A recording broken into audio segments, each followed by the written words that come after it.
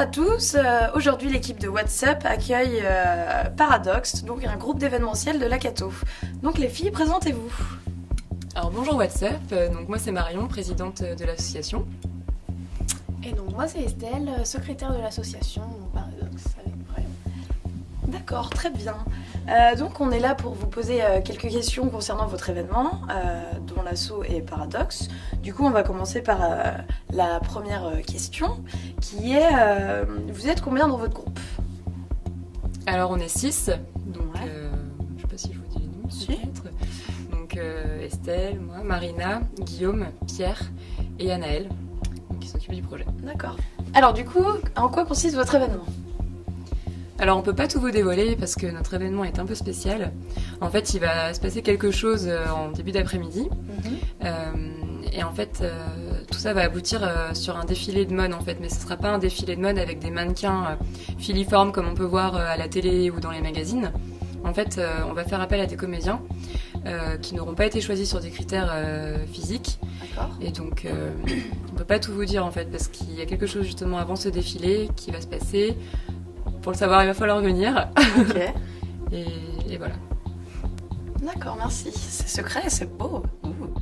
Une autre question, comment vous est venue finalement cette idée? Alors en fait à la base on avait une autre idée de projet en fait parce que on était parti sur l'idée de vouloir vraiment faire quelque chose d'original et qui change quelque chose d'hors du commun en fait. Sauf que notre premier projet on s'est rendu compte qu'il n'était pas aboutissable, donc on a eu d'autres idées grâce justement à d'autres personnes en fait du bloc événementiel et grâce à ça on a pu évoluer et aboutir à un projet plus réalisable et avec lequel on est plus en accord en fait. D'accord, ok.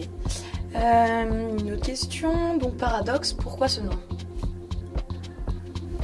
Alors Paradox, à la base c'était plus quand même en rapport avec le parking souterrain, donc c'était le lieu sur lequel on était parti. Mais bon, du coup vu qu'on est plus dans la rue maintenant, Paradox ça fait appel à nos valeurs puisqu'on souhaite casser les codes de la beauté, de la mode. Donc voilà, c'est un peu le paradoxe qui va un peu ressortir dans le défilé de mode qui va se passer le 14 mars. Donc. D'accord, ok. Il faut rappeler donc aux gens que le bloc événementiel est un bloc réalisé par des étudiants essentiellement de Lakato, enfin tous de Lakato même. Certaines personnes n'ont jamais fait partie d'une association ou peut-être même n'ont jamais créé d'événement. Comment est-ce que vous avez réussi à gérer cet événement de A à Z, à le construire finalement? Alors déjà le fait qu'on soit une équipe ça aide beaucoup parce qu'on n'est pas livré seul sur le terrain. Donc ensuite les profs nous ont beaucoup aidés, ils ont fait appel à des intervenants qui nous ont appris beaucoup de choses en fait. Et les profs aussi nous ont fait des cours d'événementiel en fait pour nous apprendre à organiser tout ça. Ensuite dans l'équipe c'est vrai qu'on est tous différents, on a tous des compétences très différentes qui font qu'on se complète en fait et qu'on arrive justement à créer un événement qui nous corresponde et qui va, j'espère, fonctionner. D'accord. Et est-ce que ça a été difficile finalement de se mettre en accord sur cet événement qui arrive presque à la finalité, ou est-ce qu'il y a eu beaucoup de difficultés à avoir un point commun sur le sujet de l'événement? Difficile, je dirais pas ça, mais après tout le monde a apporté son petit grain de sel, je dirais. Chacun a apporté ses idées et c'est ça qui a fait qu'on a pu le faire évoluer donc du parking souterrain à là dans la rue avec toute la surprise que ça comprend. Je pense que c'est vraiment le petit grain de sel de chacun qui a permis ça et qui va faire que ça va marcher. Ok, on vous le souhaite en tout cas. Pour un événement, généralement, il y a besoin de partenariats, de financement. Quels sont vos partenaires à vous? Alors pour l'instant ils sont pas tous acquis, on est en négociation justement avec les magasins de mode de la rue Saint-Aubin à Angers, parce que c'est avec eux qu'on va travailler justement sur le projet. Ce petit truc en plus dont on peut vous parler justement. Donc on est en pleine négociation justement avec le siège social en fait de ces magasins parce que c'est pas les boutiques à Angers qui peuvent décider de ce qu'elles peuvent faire. D'accord. Donc voilà, sinon partenaires financiers c'est pareil. On attend des réponses qui j'espère sont positives. On a déjà un soutien de la part de beaucoup de commerçants qui sont intéressés par le projet. Donc, voilà. Et du coup, est-ce que c'est un peu difficile de trouver des partenaires vu notre jeune âge finalement? Parce que parfois les étudiants sont mal considérés ou autres. Ou est-ce que ça va? Vous avez quand même réussi à trouver assez facilement des partenaires?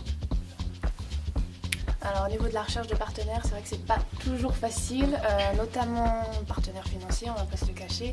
Après, pour tout ce qui est partenaire moral et matériel, je dirais que c'est beaucoup plus facile. Après, au niveau de l'image des étudiants, non, parce qu'on a quand même réussi à faire passer notre message, en fait, ce qu'on voulait faire, ce qu'on voulait défendre. Et non, ça a quand même été bien apprécié grâce à un dossier partenaire relativement bien fait, donc faut se lancer, quoi. Voilà. Ok, d'accord. Et est-ce que maintenant vous êtes à peu près confiant sur le nombre de personnes qui risquent de venir à votre événement? Enfin, est-ce que vous mettez ça vraiment sur la com, sachant qu'on n'en sait pas trop encore et que ça va être livré au dernier moment? Vous n'avez pas peur qu'il y ait peu de monde finalement qui viennent? Nous, en fait, on joue sur la surprise parce que justement, vu le fait que ça se passe dans une rue qui est déjà près de l'avenue Foch, qui est en centre-ville, on sait qu'il va y avoir des passants en fait qui vont passer justement dans cette rue-là. Et on a choisi un samedi après-midi parce que justement c'est là où il y a le plus d'affluence, où les gens vont faire leur shopping, etc.